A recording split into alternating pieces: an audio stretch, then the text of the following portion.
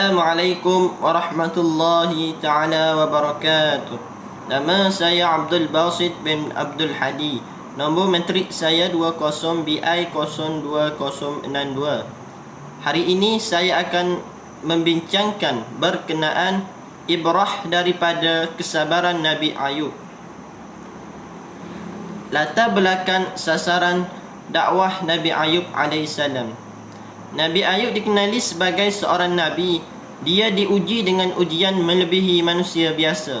Kisahnya tertulis jelas dalam ayat-ayat Al-Quran di dalam surah Al-Anbiya yang bermaksud, tiap-tiap diri akan merasai mati, dan kami menguji kamu dengan kesusahan dan kesenangan sebagai cubaan, dan kamilah kamu semua akan dikembalikan. Surah Al-Anbiya ayat 35.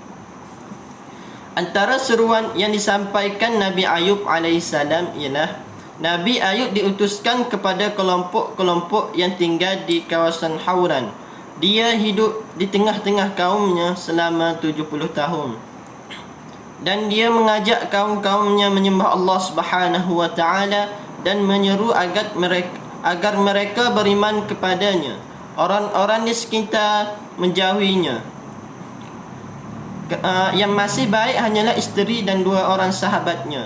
Mereka sering mengunjungi dan mereka penelipu lara di sebalik kesakitan dan cubaan hidup yang dihadapi oleh Nabi Ayub alaihissalam. Pada mulanya, Nabi Ayub ialah hamba Allah yang mendapat banyak kenikmatan daripada Allah dengan menganugerahkan harta, keluarga dan anak-anak. Kemudian Allah mengujinya dengan mengambil semua kenikmatan itu dan diuji dengan badannya berpenyakit. Dalam sebuah hadis yang diriwayatkan dari Anas bin Malik radhiyallahu anhu dari Nabi Muhammad sallallahu alaihi wasallam, baginda bersabda, sesungguhnya Nabi Allah Ayub alaihissalam diuji dengan musibah tersebut selama 18 tahun. Tentangan kaum Nabi Ayub alaihissalam ialah syaitan menghalang dakwah Nabi Ayub alaihissalam. Iblis bersama para tenteranya turun. Dia berkata, sesungguhnya saya telah diberikan kemudahan untuk menguasai Ayub alaihissalam. Perlihatkanlah senjata kalian kepada saya. Lantas mereka berubah menjadi api, kemudian mereka berubah menjadi air. Tak kala mereka berada di timur, tiba-tiba mereka sudah berada di barat. Dan ketika mereka berada di barat, tiba-tiba mereka sudah berada di timur.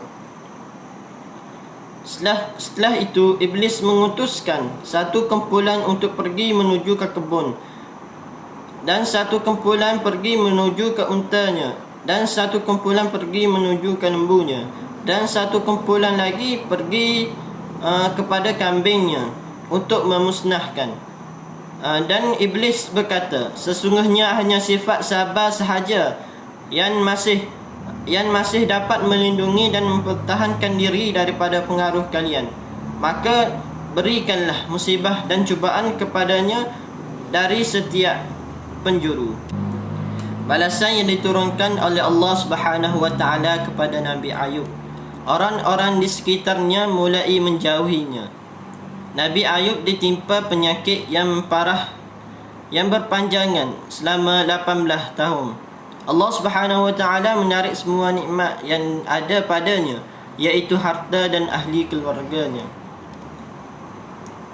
Dalam kisah ini, kesimpulan yang boleh kita ambil ialah menjadi pengajaran kepada kita agar sentiasa bersyukur kepada Allah Subhanahu wa taala dan memberi iktibar untuk sentiasa bersabar tak kala ujian yang diberi oleh Allah Subhanahu wa taala.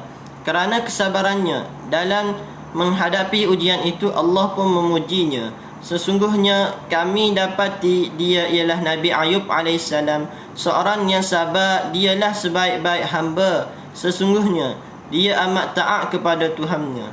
Assalamualaikum warahmatullahi taala wabarakatuh.